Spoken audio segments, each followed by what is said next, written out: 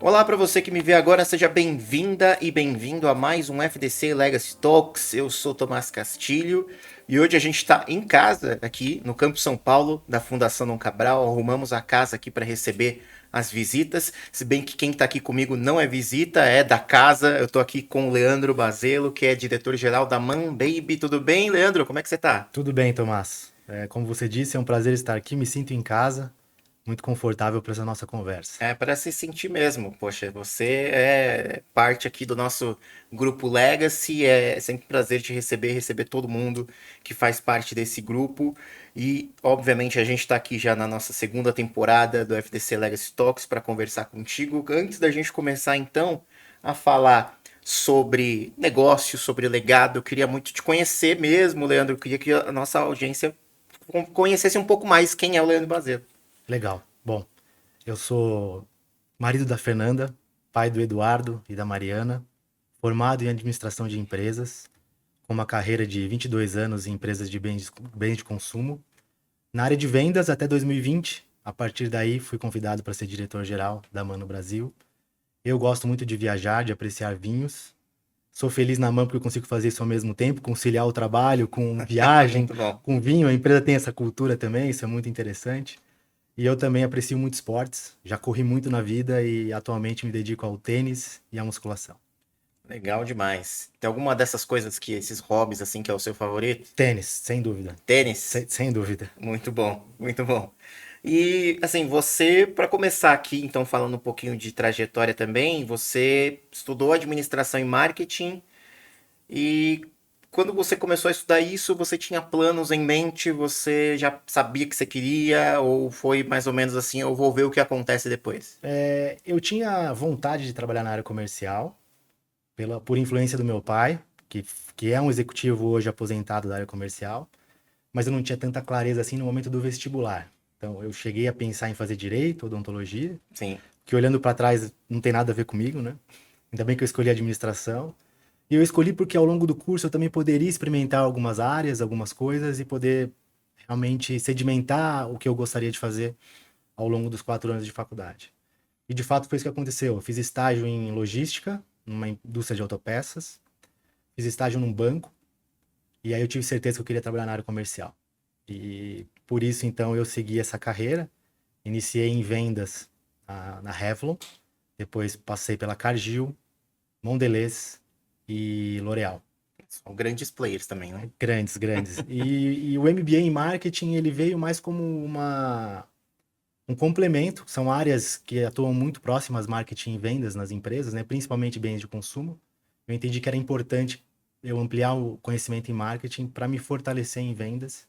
E também era um momento ali, quando eu fiz o MBA, do início do marketing digital. E eu queria muito aprender sobre marketing digital. Então, por isso o MBA em marketing.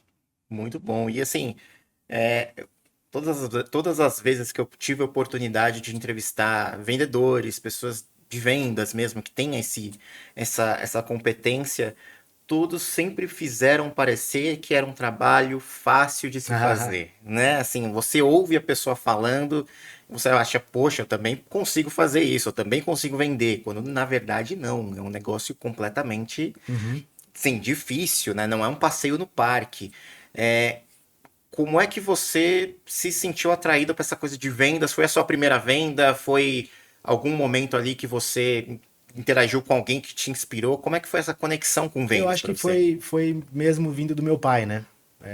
Para mim soava natural porque eu ouvia falar sobre isso e vivenciei parte do trabalho dele, porque ele me levava algumas vezes ou para campo, né, Sim, visitar loja, ou para o escritório, centro de distribuição, até mesmo fábrica de empresas que ele trabalhou, eu visitei.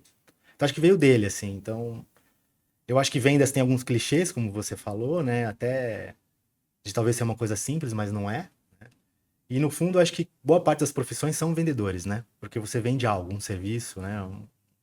Alguma coisa você está vendendo o tempo todo. sim. E o que fez então um profissional de vendas se conectar à gestão? Você saiu da área comercial para ser um gestor, né? Sim. Que te chamou para mudar esse caminho, para pivotar isso, essa etapa da sua carreira? é interessante também porque não foi algo que eu pensei ali quando eu escolhi a área comercial. Eu pensava em desenvolver a carreira, eu queria muito atingir e desenvolver e chegar à diretoria comercial. Não imaginava que eu pudesse sentar numa cadeira de diretor-geral, de CEO de empresas naquele momento. Para falar dessa transição, acho que eu posso falar um pouco mais da minha transição da L'Oréal para a MAN. Certo. Porque, como você disse, eu trabalhei em grandes empresas multinacionais e a MAN, quando eu comecei o processo seletivo, eu nem conhecia a empresa, eu não sabia o que era. Pela natureza do negócio, você precisa estar muito envolvido com bebês ou gestantes para você ter uma chance de conhecer. Não era o meu caso, Uhum. eu não conhecia. E ao longo do processo eu fui aprendendo um pouco mais sobre a MAN. A cultura da empresa é muito legal, é muito fantástica, eu pude ver isso ali. E ao mesmo tempo, a oportunidade em si, na época eu participei do processo para gerente nacional de vendas, Canal Farma, tinha muita possibilidade de realização. A empresa estava dando os primeiros passos no Canal Farma no Brasil, então tinha muita possibilidade de entregar, realizar e aprender com isso. Além disso, eu iria me reportar para o diretor-geral. Então, o meu próximo passo natural ali seria a cadeira de diretor-geral, mas ainda assim muito distante. Certo. Nos próximos 5 anos, teve muita entrega, muito aprendizado, e por fim eu fui escolhido para suceder, né, indicado pelo meu antecessor e convidado pela matriz para assumir a diretoria geral. Leandro, mas nessa sua atuação como líder, como CEO, como gestor, né? Que a princípio a gente vê como alguém que está longe de onde a venda está acontecendo, né? Mas que, de qualquer maneira, as decisões vão afetar diretamente a o negócio, até mesmo nessa etapa. O que as virtudes, o que as características de um vendedor te trazem para você que é hoje diretor-geral? Vendas não é improviso, né? Vendas precisa de muito planejamento, precisa de muito estudo, precisa de identificar, escutativa, identificar oportunidades e casar a sua proposta de negócio à necessidade do cliente. Eu acho que uma posição de CEO, de um líder, não é muito diferente. Você Uhum. precisa ter o diagnóstico claro do que você está enfrentando, mapear riscos e tomar decisões. Acho que anda muito próximo ao trabalho de um vendedor, ao trabalho de um líder. Você tem hoje conexão na MAN com time de vendas diretamente? De alguma maneira você identifica que você traz alguma influência para a equipe nessa etapa do negócio? De alguma forma, existe o seu DNA ali no time de vendas da MAN que você consegue identificar que, poxa, isso aqui faz parte do meu estilo de liderança, é algo que eu, de alguma maneira, coloquei minha assinatura aqui? Eu acredito que sim. Desde a definição de estratégias, objetivos, o que a gente vai construir para o ano, para os próximos 5 anos, né, que eu me envolvo, inclusive junto com o time de liderança da MAN, que hoje somos em 4 pessoas, né? Sim. E a gente cascateia isso ao longo da estrutura, né? Para que os planos sejam executados. E no dia a dia eu tendo a acompanhar, obviamente não mais como antes, como o responsável por vendas, mas ainda assim é muito importante que eu esteja conectado à realidade, tanto dos consumidores quanto dos clientes. Eu costumo dizer que a gente faz produtos para as famílias. Para a gente chegar nas famílias, a gente precisa do varejista. Sim. Então é importante que a gente atenda também, entenda e atenda as necessidades dos varejistas e dos nossos distribuidores, porque eles fazem com que os nossos produtos cheguem até as famílias. Boa parte do nosso produto é comprado no varejo, né? Uhum. A MAN hoje atende o Brasil inteiro. Qual que é, como é a rede? Como é que funciona hoje o negócio de vocês? Hoje eu sou responsável pela filial brasileira, com distribuição no país inteiro. Principais canais são lojas especializadas, que são as lojas de bebê, brinquedos, até Uhum. lojas de departamento, e e-commerces, que são 100% e-commerces, e as farmácias. E aí tem diversos formatos de farmácia, desde grandes redes até portas independentes que são de um dono. Entendi. Muito bom. Bom, vamos falar então, já que a gente está falando da MAN aqui um pouquinho mais, queria começar a falar da natureza do negócio, né? É, hoje vocês são. Hoje especificamente, se eu pudesse chamar a MAN um determinado negócio, como é que eu classificaria a MAN hoje? Qual é o negócio da MAN? Perfeito. A MAN é uma multinacional austríaca, que atua no segmento de puericultura leve há quase 50 anos, presente em mais de 60 países. A história da fundação da empresa é muito legal, porque foi a partir de um pai, o fundador chama-se Peter Horig. Ele, pai à época, ele viu uma oportunidade de fazer um produto que unisse beleza, design, com funcionalidade.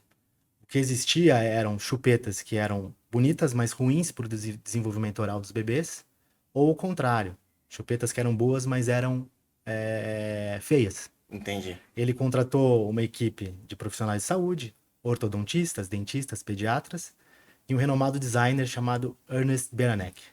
E assim foi desenvolvido o primeiro produto, que é uma chupeta. E é assim que a gente faz produto até hoje.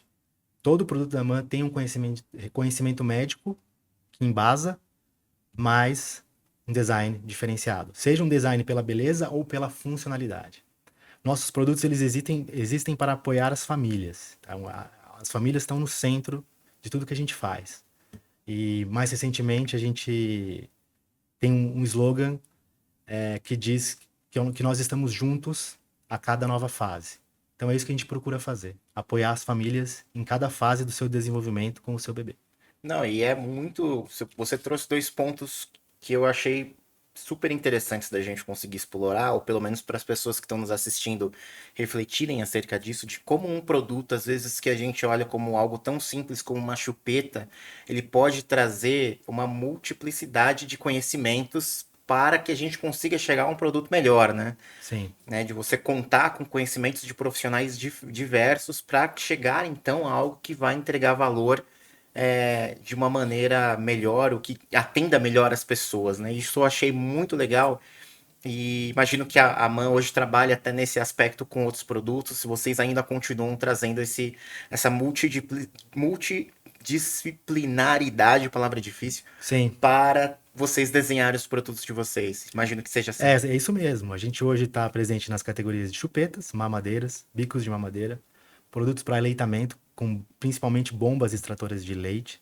copos, escovas de dente, mordedores e acessórios. Hoje a gente tem um portfólio mais amplo, mas como eu te disse, cada produto presente nessas categorias foi desenvolvido de uma maneira multidisciplinar, partindo da necessidade da família, passando pelo conhecimento médico ao design. Então, o que a gente busca é entregar alta qualidade e segurança para as famílias, para que elas possam focar de fato no bem-estar Legal. e aproveitar o que tem de melhor, Muito bom. que é o de fato aproveitar o crescimento do bebê e da própria família como no processo. Muito bom.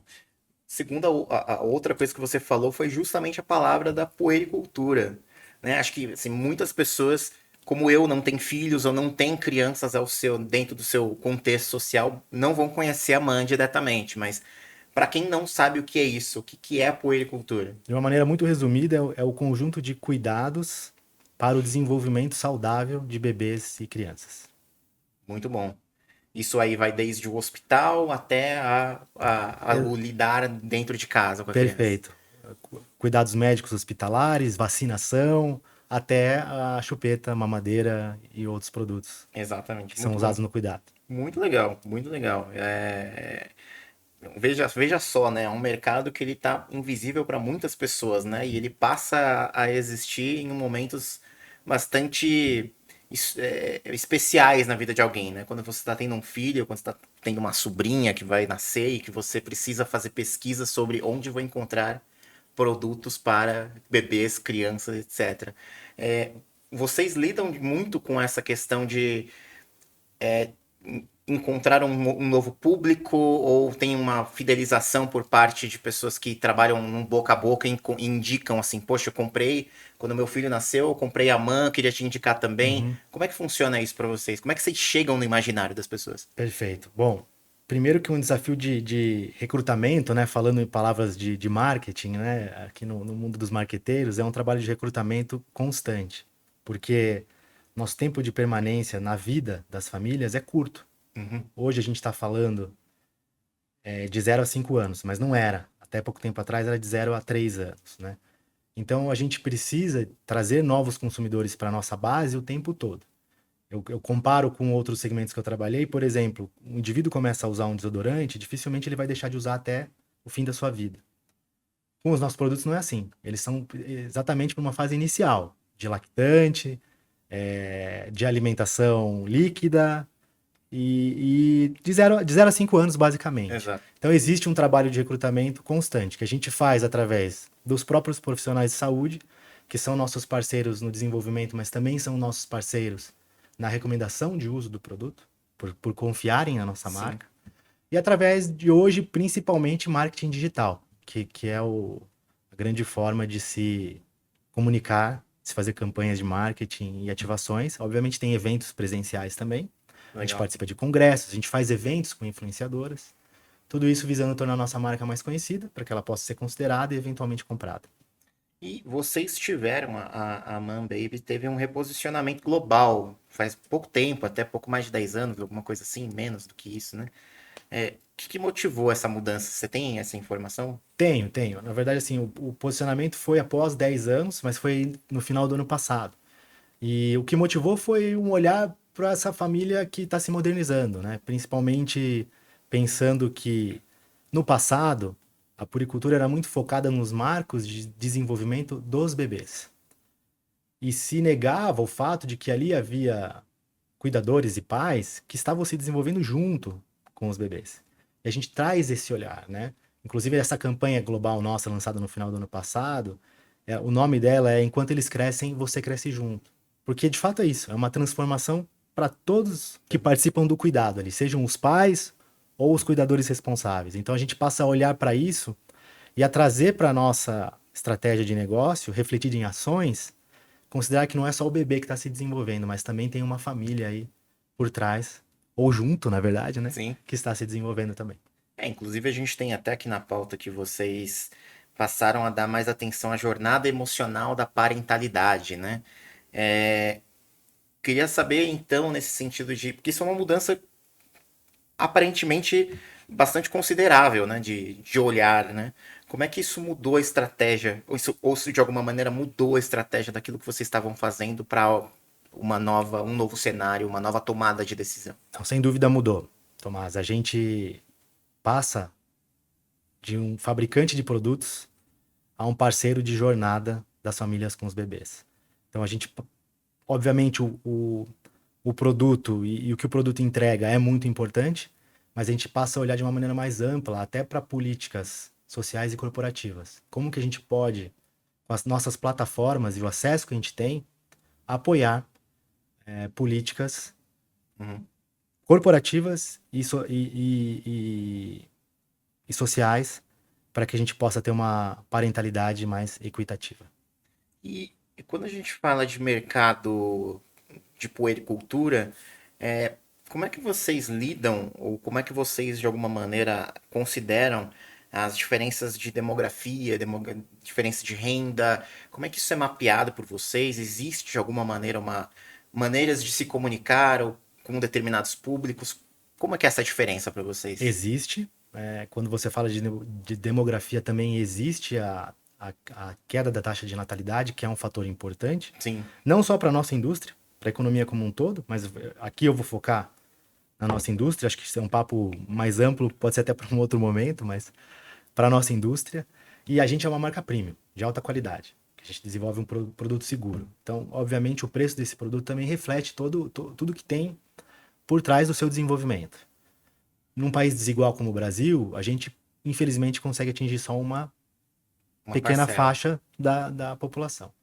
Porém, é fato que com essa redução da natalidade, as famílias estão cada vez mais dispostas a dar o que há de melhor para os seus bebês. E aí que entra a nossa inovação, nosso poder de trazer produtos que são seguros, que são de altíssima qualidade e que vão trazer, em alguns casos, até bem-estar. Por exemplo, a gente tem uma mamadeira anticólica que, além de trazer uma tranquilidade para o bebê, também traz para os pais, para os cuidadores. Uma noite de sono, né? Traz muita paz para você até poder aproveitar outras situações que envolvem ali o convívio com o bebê, né? É um investimento, né, que você faz, não é necessariamente uma compra, mas um investimento num bem-estar coletivo dentro da casa. De fato, isso é verdade, a gente vem observando isso dos nossos números, né? Então a gente vem crescendo bastante as vendas e market share ao longo dos anos. Obviamente, tem um componente de gestão, mas também tem a questão da preferência por produtos que vão entregar soluções de fato efetivas no dia a dia. Além disso, como isso é uma questão global, não só diz respeito a países emergentes com desigualdades mais presentes, a gente globalmente se reposiciona. A gente tinha uma jornada do consumidor antes focada em lactantes e Sim. crianças de 0 a 3 anos. Hoje a gente passa a olhar tentantes, aquelas pessoas que estão tentando engravidar, até crianças de 5 anos. Então tem muita inovação que está por vir, novas categorias, e inclusive aquisições estão no nosso plano de negócios, globalmente falando. Que legal, muito bom. E, e você, a gente está falando aqui de produtos e eu volto até a tocar nesse ponto da multidisciplinaridade de você desenvolver um produto. Hoje a gente está falando de um ambiente em que nós temos aí wearables, a gente tem uma série de elementos tecnológicos trazendo experiências novas para diferentes mercados, né? Acredito que até para esse mercado da puericultura não seja diferente. Queria muito te ouvir sobre como é que a tecnologia, como é que isso está, de alguma forma, trazendo perspectivas ou novas ideias ou mudanças mesmo para o negócio. Perfeito.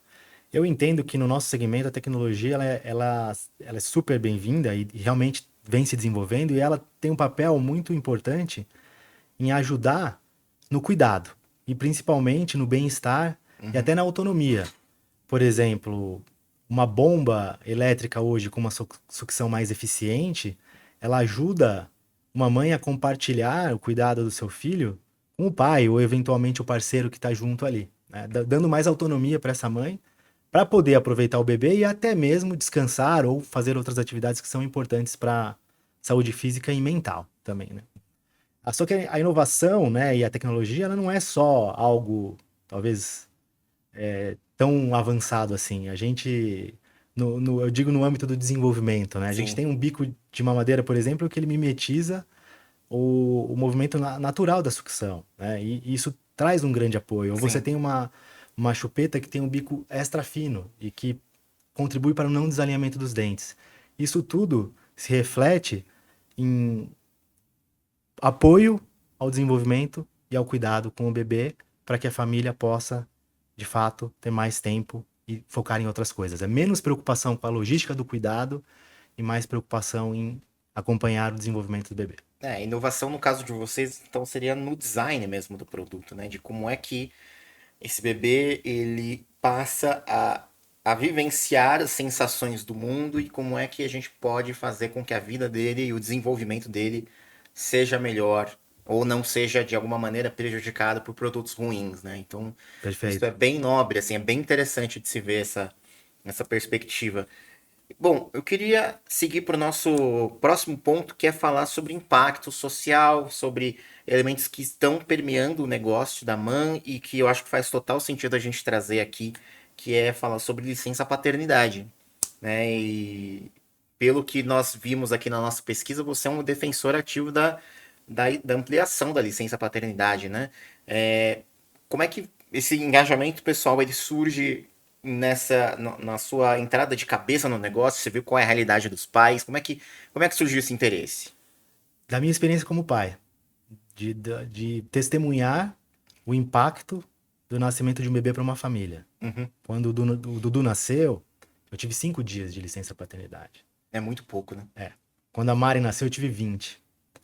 Eu tenho a sorte de trabalhar na MAN. Quando meus filhos nasceram, eu trabalhava na MAN. Que pela própria natureza do negócio, a empresa me deu flexibilidade para poder acompanhar os cuidados dos meus filhos. Acompanhar em médico, dar banho, enfim, após a licença. Mas ainda assim é muito pouco. Porque se eu tivesse tido os 120 dias de licença que tem hoje na MAN, eu poderia ter acompanhado muito mais e apoiado muito mais a Fernanda no cuidado. Até mesmo para que ela tivesse mais tempo para descansar, Sim. para fazer outras coisas. Porque a parentalidade, a maternidade, a paternidade é algo fantástico, mas também é exaustivo.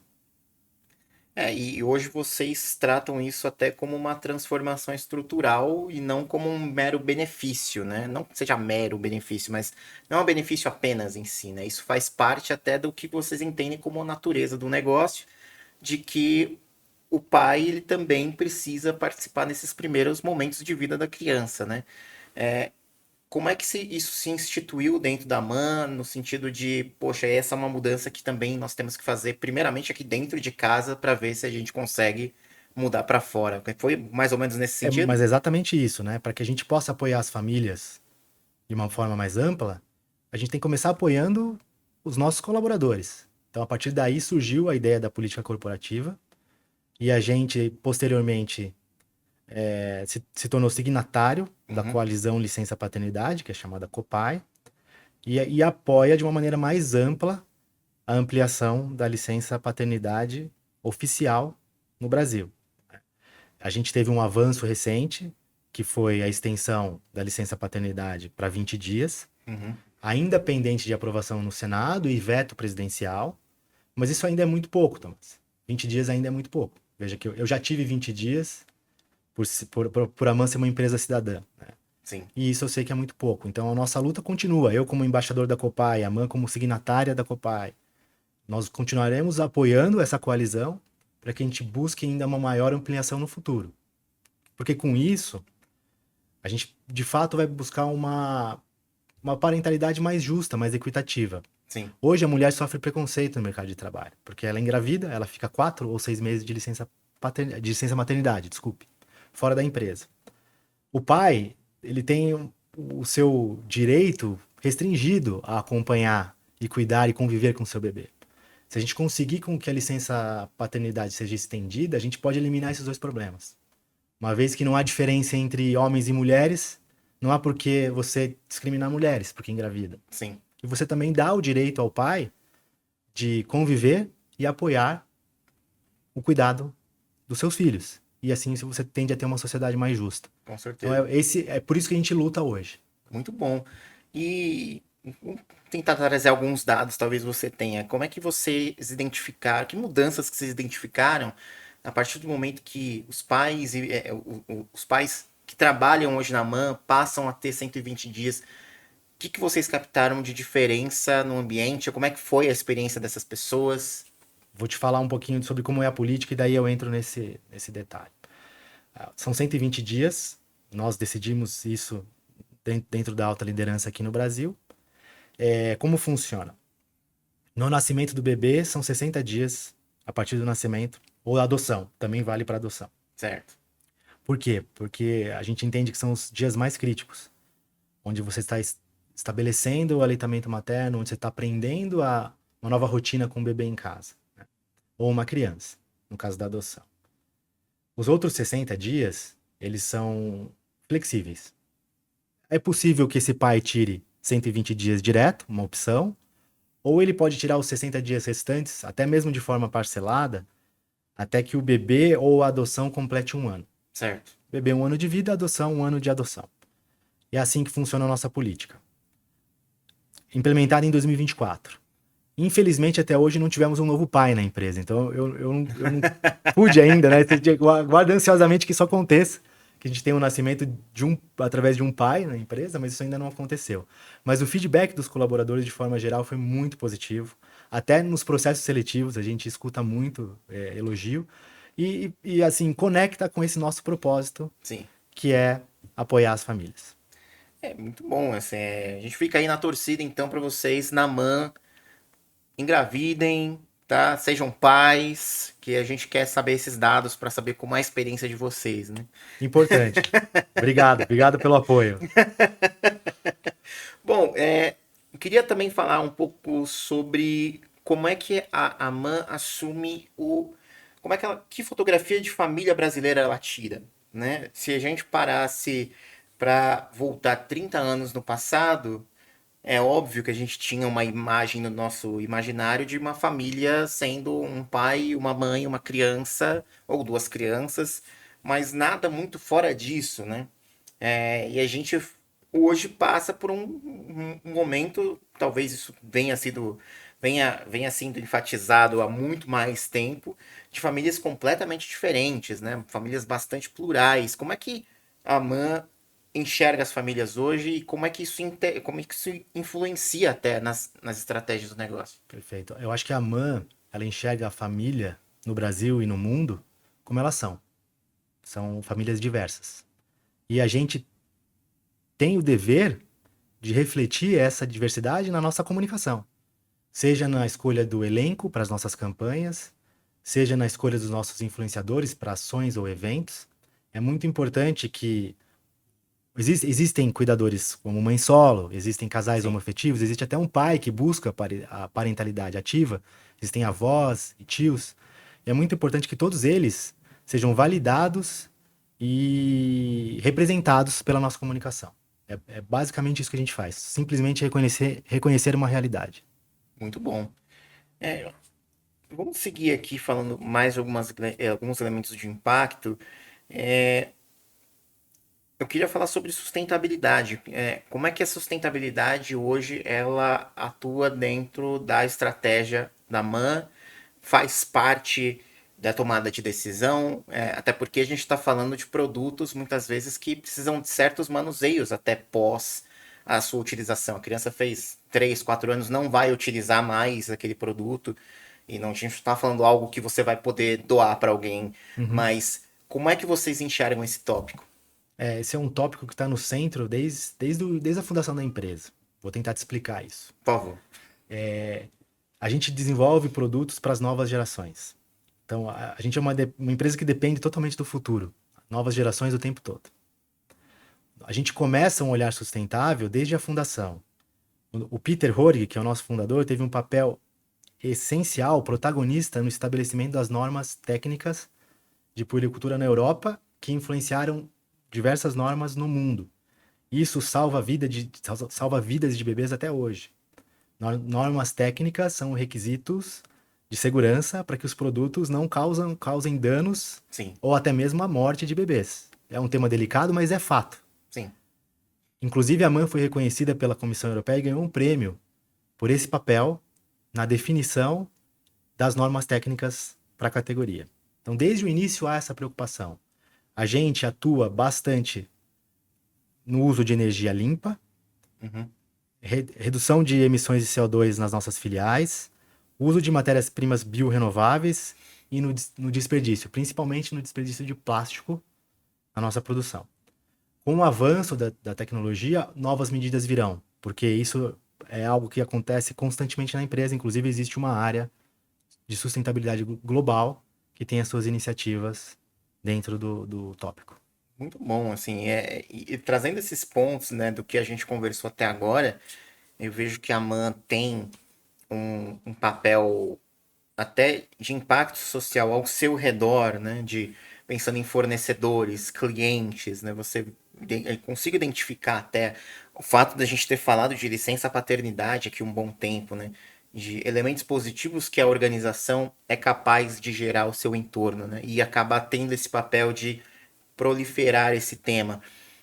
E isso é uma questão que sempre me vem recorrente nas entrevistas que a gente faz aqui na FDC Legacy Talks, de uma organização ou um líder ou uma equipe é capaz de conseguir proliferar elementos positivos daquilo que estão fazendo. A gente está falando, pensando às vezes numa organização educadora, por assim Uhum. dizer.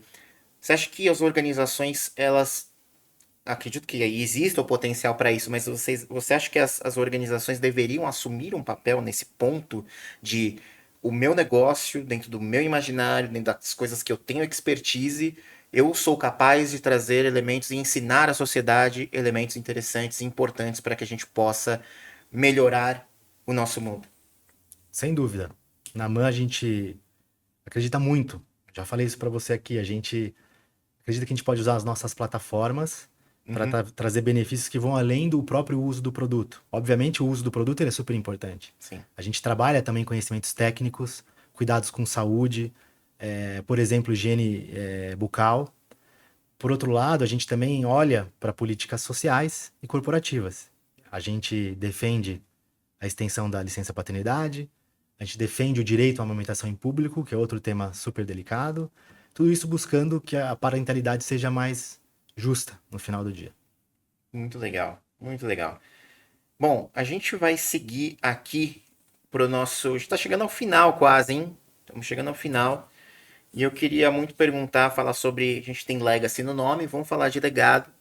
E eu queria muito saber o que você imagina Como é que vocês imagina o seu legado? Como é que você gostaria de ser lembrado daqui 20 anos? Às vezes você ainda está na MAN, mas às vezes você está num processo de aposentadoria. Que coisas, que sementes que você deixou ou gostaria de deixar, pelas quais você gostaria de ser lembrado? Eu gostaria de ser lembrado como um líder justo e corajoso, que tem coragem para tomar as decisões necessárias para a evolução dos negócios, da sociedade e das pessoas da empresa. E justo para poder ouvir, envolver e delegar.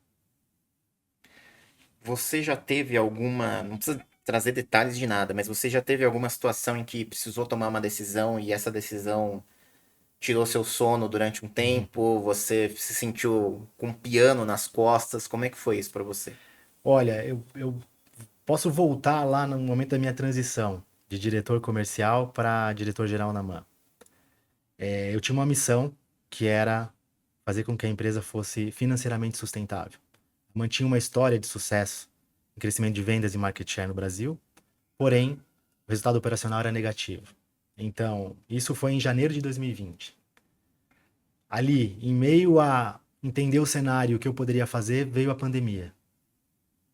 Mais um momento de super incerteza, algo que nunca tinha sido Sim, vivido por nós, né? Ali que estávamos todos na empresa naquele momento. E acredito que grande parte da sociedade não tenha vivido um nossa momento geração inteira, né? de incerteza como aquele, né? Trazendo de uma maneira mais ampla. Ainda assim, a minha missão era fazer com que a empresa fosse sustentável. O que que eu fiz junto com o time? Essa situação de prejuízo era conhecida apenas pelo time de liderança, 4 pessoas. O que eu fiz foi dividir a situação com a média liderança, trazê-los para a gente pensar no plano de ação junto, e com isso a gente conseguir gerar engajamento, e isso foi bem sucedido. A gente elaborou diversos projetos, nós conseguimos executar esses projetos. A partir de 2021, a empresa passou a dar resultado positivo, crescer market share e, inclusive, dobrar vendas. Isso aconteceu em 2024. Eu acredito que tudo isso veio do engajamento, da delegação e do envolvimento das pessoas. Talvez essa tenha sido a minha decisão mais difícil, porque para fazer com que a empresa desse resultado, precisou mexer com pessoas, a gente precisou reduzir o quadro, precisou mexer com fornecedores, a gente precisou mudar empresas que participavam do nosso ecossistema. E isso impacta pessoas em geral. Mas quando eu digo que eu quero ser lembrado como um líder corajoso e justo, é por isso, porque o que se espera de um líder é que ele tenha coragem para tomar as decisões que são necessárias para permanência, sustentabilidade do negócio e para que isso continue apoiando a empresa e a sociedade ao seu desenvolvimento. Muito bom. Uma provocação que surgiu agora, assim, você acha que um líder, ele se dá melhor, ele traz o seu melhor em momentos de alta pressão ou não necessariamente? Não necessariamente, mas ele precisa saber atuar em momentos de alta pressão, sem dúvida. Muito bom. E o Brasil é um país que nos traz várias vezes momentos de alta pressão, né? Exato. É instabilidade constante, né? É crise permanente. Crise permanente. Aqui a gente é a antifragilidade do dia a dia. Forjado, né, na antifragilidade, né? Exatamente. Existe alguém dentro da sua cabeça hoje, daquilo que você conhece, de pessoas com quem você trabalhou, pessoas que você conhece, mesmo que não tenha tido um contato ainda, que o legado dessa pessoa te inspira a trazer algo para sua liderança, ou construir algo semelhante, ou de alguma maneira entender que a grandeza daquela pessoa te simplesmente traz a inspiração? Para mim é difícil não pensar no Peter Horig, que é o nosso fundador. Ele criou uma empresa a partir de uma necessidade que ele enxergou como pai para apoiar famílias, milhares de famílias no mundo todo. Eu acho isso fantástico. Sim. Além disso, ele criou uma cultura muito forte, inclusiva e humana. E ele conseguiu fazer com que essa cultura chegasse em cada uma das localidades da empresa no mundo todo. Quando eu conheci, estive com ele pela primeira vez, quando eu olhei para ele e escutei ele falar, eu enxerguei ali a cultura da empresa. Como pode uma pessoa conseguir fazer isso? Nós estamos no Brasil, muito longe de Viena, e a cultura que vem dele chega aqui e é super forte. Então isso para mim é incrível e não tem como não admirar e não reverenciar o seu legado. Ele não é mais o CEO da MAN, ele não está mais no dia a dia da organização, mas ainda assim a cultura se perpetua através das pessoas que ele escolheu. Sensacional, muito bom. E para a gente finalizar então a nossa conversa, Leandro, é um momento de recomendações, né? O que você gostaria de recomendar para a gente de livro, de filme? É o seu momento para recomendar aqui para os nossos espectadores. Legal. Eu tenho lido muita coisa sobre tênis, talvez não vá se conectar com boa parte Eu acho que das vai. pessoas, mas eu tenho lido livros que buscando vencer mais jogos, né? A competitividade está na veia, né? Tá certo. Um exemplo é Jogue para Vencer, o outro, eu esqueci o nome agora, daqui a pouco eu me lembro Se dele. você não Né? pode vencê-los no fôlego, vença na Vencer na estratégia. estratégia. Não, é totalmente sobre estratégia. É o jogo interior do tênis, o outro, que é muito interessante também, que fala muito sobre o aspecto estratégico mental do jogo. Também biografias de profissionais, Roger Federer e André Agassi são biografias muito legais. Mas recentemente também eu li um livro que chama Como Criar Filhos para o Mundo. Eu e a Fernanda, a gente quer muito que os nossos filhos tenham autonomia e autossuficiência na vida adulta. E esse livro fala muito sobre isso, dá uma série de dicas e vai além. Então eu recomendo para quem é pai que leia esse livro. Falando de filme, recentemente eu assisti um filme que chama-se Rain Man. Eu tinha assistido quando eu era criança, acho que esse filme é de 1988. Sim. Ele trata da história de um relacionamento de dois irmãos. Um irmão mais novo e um mais velho que é autista. E o mais novo passa a saber da existência do mais velho após o falecimento do pai, por conta da herança. Como o pai tinha deixado a herança somente para o mais velho, por conta de conflitos ali de relação, ele se aproxima por interesse desse irmão mais velho. Mas aí é legal ver como essa dinâmica do relacionamento entre os dois evolui ao longo do filme. Então eu recomendo esse filme também. Muito bom. Leandro, a gente chegou no nosso final aqui. Leandro Bazelo, diretor-geral da Man Baby. Você gostou de estar aqui, primeiramente? Muito. Então, pô, isso é um alívio. Pô, Desculpa te interromper, é um privilégio poder falar um pouco da minha experiência, dividir um pouco da visão da empresa e do que a gente está buscando para o futuro, assim. Então, agradeço demais você estar aqui com a gente, Leandro. Obrigado mesmo pela sua participação. E obrigado a você que nos assistiu até agora. Muito obrigado. Se você ainda não assistiu ao primeiro episódio dessa temporada e os outros da primeira temporada, é só acessar o sejarelevante.fdc.org.br e você também consegue nos ver no YouTube e ouvir no Spotify e agregadores de podcast. Então, a gente fica por aqui. Um grande abraço e até a próxima.